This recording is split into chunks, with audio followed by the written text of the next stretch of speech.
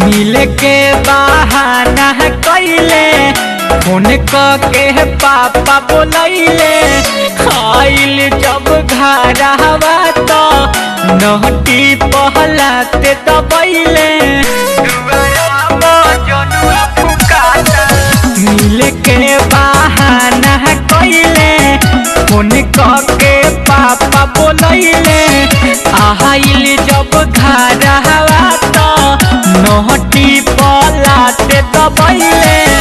बाजे खिसियाइल सभे गाँव भर के लोग बिटोराता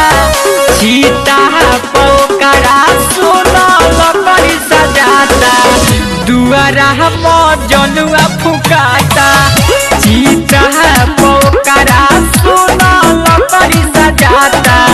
दुआरा मजनुआ फुकाता।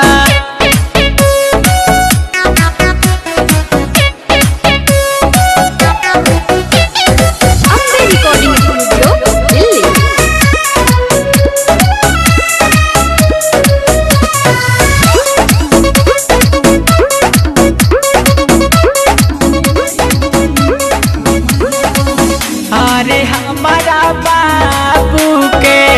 गलती ना रहुए भाई हमार बड़ा का उनका छाती पर मरुए